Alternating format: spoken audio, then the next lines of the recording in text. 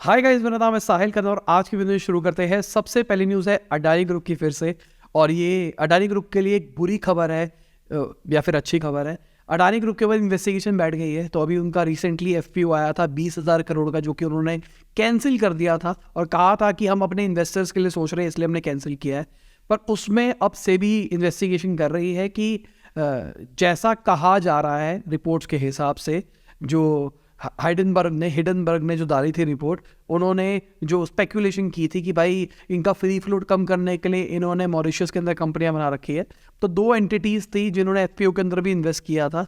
तो उस पर इन्वेस्टिगेशन बैठी जाएगी। अब देखा जाएगा क्या होगा क्या नहीं होगा। जो एलआईसी के चेयरमैन हैं उन्होंने भी क्लेरिफाई कर दिया है कि अभी वो प्लान नहीं कर रहे हैं अडानी ग्रुप की किसी भी कंपनी में इन्वेस्ट करने का, क्योंकि उनसे पूछा गया कि आपने एफपीओ के अंदर 300 करोड़ रुपए डाले थे, क्या आप रीप्लान कर रहे हो वही 300 करोड़ रुपए डालने का? उन्होंने कहा नहीं, अभी हमारा कोई प्लान नहीं है। अगर हम ईपॉफ की बात करके चले, जो कि एम्प्लॉय प्रोविडेंट फंड होता है, उन्होंने भी कहा है कि उनका कोई एक्सपोजर नहीं है अडानी ग्रुप के अंदर, मतलब उन्होंने कोई पैसा नहीं डाल रखा है। This is safe. Government side से अगर देखा जाए, बैंक्स का भी उतना एक्सपोजर नहीं सुनने में आ रहा है और ये जो बड़े बड़े ग्रुप्स हैं उनका भी है। कल ही वाली न्यूज़ में हमने कवर किया था, एलआईसी ने बोला जो उनकी इन्वेस्टमेंट है अभी भी ग्रीन है, मतलब जितना उन्होंने इन्वेस्ट किया था अभी वो प्रॉफिटेबल है, लॉस में नहीं है। अब इसके ऊपर सुप्रीम कोर्ट ने भाई पूछा है सेबी से कि भाई आप बताओ क्या कर रहे हो, इंडियन इन्वेस्टर्स ने 10 लाख करोड़ से ऊपर खोया है, तो इसके ऊपर सेबी क्या कर रही है? और बिल्कुल सही जवाब सवाल पूछा गया है मेरे हिसाब से। सिंपल सी बात है यार, अभी हम देख रहे हैं इसने ये किया वो किया वो किया, यार कितने लोगों को कितना नुकसान हुआ होगा। पैसा भी बहुत लोगों ने कमाया होगा, पर बहुत सारे लोगों को नुकसान भी हुआ होगा। तो क्या करना है भाई उसका उसका कुछ ना कुछ तो सेबी को रेगुलेशन लाना पड़ेगा ना, ताकि इस लेवल का काम ना हो पाए या मैन्युपुलेशन ना हो पाए। मैं तो कहूँगा कि जो रिपोर्ट निकाली गई वो भी अपने आप में एक, अब कह सकते हैं मैन्युपुलेशन थी कि आप एक नेगेटिव खबर रख दो, क्योंकि पूरी पूरी मार्केट सेंटिमेंट्स के हिसाब से चलती है। नेगेटिव सेंटिमेंट फेंको मार्केट के अंदर, मार्केट क्रैश करेगी सिंपल। ये भी तो एक तरह से मैनिपुलेशन ही है ना। अब वो सही है नेगेटिव सेंटिमेंट या फिर गलत है वो नहीं बात कर रहा हूँ, बस मैं एक सेंटिमेंट की बात कर रहा हूँ, उसकी वजह से मार्केट रेगुलेट हो रही है। तो कुछ आना चाहिए ना कि बहुत ज़्यादा टू मच सेंटिमेंट डिपेंडेंट ना हो चीज़ें। अगली खबर गोडैडी से है। तो गोडैडी भी 8% अपने ग्लोबल वर्कफोर्स को निकालने वाला है। जो उनके सीईओ है अमन जी, उनका कहना है ऐसा। रीज़न यही है, थोड़ा डिजिटल डाउन है पिछले कुछ टाइम से, तो इसलिए ऐसा हो रहा है। अगर मैं पेपाल के सीईओ की बात करके चलूँ डैन जी की, तो वो भी रिटायर कर रहे हैं 2023 के एड में वो करेंगे। तो ये प्रेसिडेंट और सीईओ थे पेटीएम होल्डिंग्स के, अब ये जा रहे हैं। रिटायरमेंट से एक सवाल आया, आपका क्या प्लान है रिटायरमेंट का? कब लोगे रिटायरमेंट? एज बताओ मुझे, एक लमसम जो भी आपने प्लान करी है। आइडियली मैं क्या चाहता हूँ, मैं चाहता हूँ कि मैं 40 से 45 के बीच में रिटायरमेंट ले लूँ। सारा काम सब कुछ मेरा ऑटोमेशन चलता रहे, मुझे कुछ ना करना पड़े, ज़्यादा से ज़्यादा बंद करे तो फ़ोन पे या थोड़ा सा अवेलेबल रहो, बाकी सब कुछ अपने आप चल रहा है। मतलब यूट्यूब भी मेरा कोई सगा ना हो, मतलब मैं यूट्यूब पे या फिर कोई सोशल मीडिया कल को फ्यूचर में इवॉल्व हो जाता है, कहीं पे भी मैं कंटेंट नहीं डाल रहा, कुछ भी नहीं कर रहा, मैं एकदम अपनी ज़िंदगी एकदम एकांत में ले गया हूँ, फैमिली के साथ घूम रहा हूँ, ट्रिप्स मार रहा हूँ, कुछ भी कर रहा हूँ। और ऐसा मन है मेरा। बाकी मेरे रिश्तेदारों का या मेरे पापा का या फिर मेरे कुछ दोस्तों का, मेरी वाइफ का इनफैक्ट कहना है कि ऐसा नहीं कर सकते, तो उनको काम का चस्का लगा हुआ है। तो जिसको काम का चस्का लग जाता है वो ये छोड़ नहीं पाता है। Let's see. अगली खबर भाई ब्लिंकिट से है। ये आप फोटो देख सकते हैं, चूहा निकला है भाई। किसी ने ब्रेड मंगाई थी, जिंदा चूहा है ब्रेड के अंदर।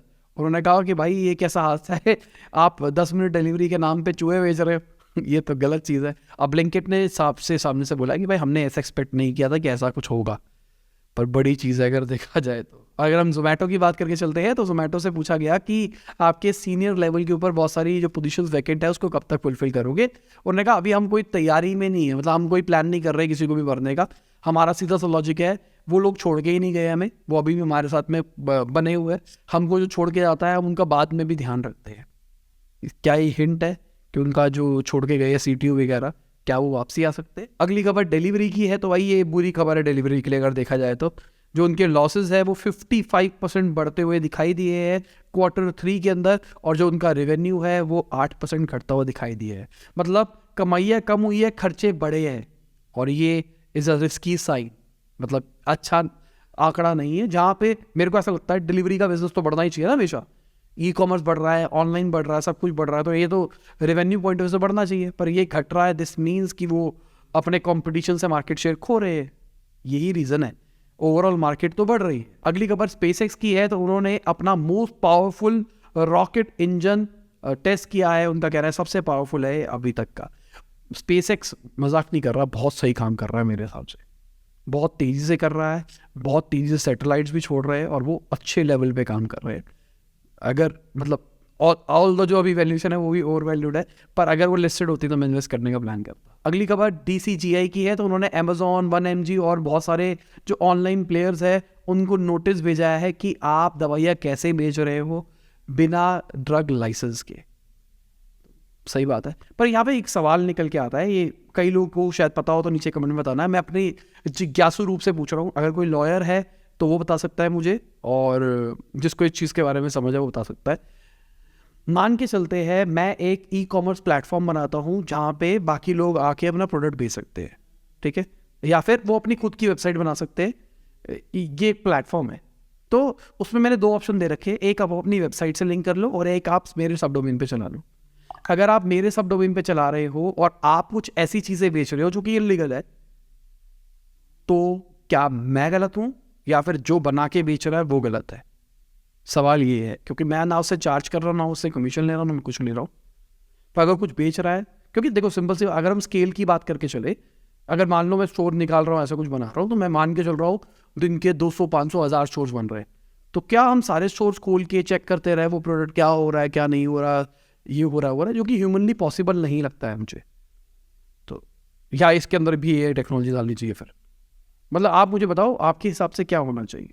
अगली खबर, इन्फो एज ने जो 4B नेटवर्क्स को पैसा दिया था, उन्होंने अपनी बुक्स के अंदर उसको राइट ऑफ कर दिया है। 276 करोड़ रुपीस दिए गए थे। मैंने इनकी वेबसाइट खोलने की कोशिश करी, वेबसाइट भाई चल ही नहीं रही थी, डाउन थी इनकी वेबसाइट। अगली खबर, Qualcomm backed idea forge technology करके एक कंपनी है, वो अपना IPO निकाल रही है। 3000 करोड़ की वैल्यूएशन के ऊपर ये निकाला जा रहा है। 25% अपनी मार्केट डिल्यूट कर रहे हैं, मतलब अपनी इक्विटी डिल्यूट कर रहे हैं, और दोनों लेवल पे निकाल रहे हैं। मतलब ये जो अपने शेयर्स बेच रहे हैं दोनों तरीके से, प्राइमरी और सेकेंडरी, दोनों के दोनों बेचे जा रहे हैं। मतलब जो पैसा आएगा वो इन्वेस्टर्स के पास में, प्रमोटर के पास में भी जाएगा, उनके घर पे। अगली खबर मोदी जी की है, तो उन्होंने बोला यूपी का टारगेट है 100 से ज़्यादा incubators, 3 state of art centres खोलना 2023 के समिट के अंदर, ऐसा बोला गया। इलेक्शन आ रहा है, सीधी सी बात यह है, और यूपी की सीट्स बहुत ज़्यादा है, तो यूपी के अंदर आपको डेवलपमेंट आने वाले टाइम में बहुत सुनने को मिलेगी। मैं पॉलिटिकल एंगल नहीं बात कर रहा, पर मैं थोड़ा एक लॉजिकल एंगल बता रहा हूँ आपको, कि हम न्यूज़ के अंदर बहुत ज़्यादा सुनेंगे यूपी के अंदर ये हुआ। हमने देखा फंडिंग आई है बहुत सारी, ये लॉजिकल बात थी, यूपी और कर्नाटका के अंदर बहुत फंडिंग आई है। पर अब आप देखोगे यूपी के अंदर बहुत एक्सेलरेशन हो जाएगा न्यूज़ का। पैसे आ गए हैं, देखो फैक्ट्री लग गई है, इन्होंने भी कह दिया ये लगा रहे हैं, पहले भी वो कह रहे होंगे, पर अब वो हाईलाइट ज़्यादा होने लग जाएगा, मुझे ऐसा लगता है। कुछ बड़े बड़े समिट भी हो सकते हैं आने वाले टाइम में और ज़्यादा यूपी के अंदर। अगली खबर हमारी फाइनेंशियल मिनिस्टर की है, तो उन्होंने बोला है जो नई टैक्स रिजीम है उसकी वजह से लोगों के हाथ में ज़्यादा पैसा होगा और वो ज़्यादा खर्च कर पाएंगे, और बिल्कुल जेन्युइन बात है।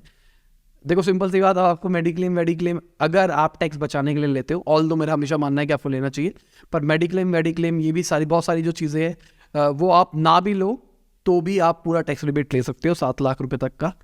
तो ये अच्छी चीज़ है अगर देखा जाए तो, इसका मतलब आपके पास ज़्यादा पैसा आएगा। पर इनडायरेक्टली ये एक तरह से लोगों को कहा जा रहा है कि ठीक है मेडिक्लेम नहीं लेते तो कोई टेंशन नहीं है, टेंशन लेने की बात नहीं है। बाकी 50,000 रुपये तक का था ना शायद मेरे हिसाब से, 50,000 रुपये की किस्त कौन देता है?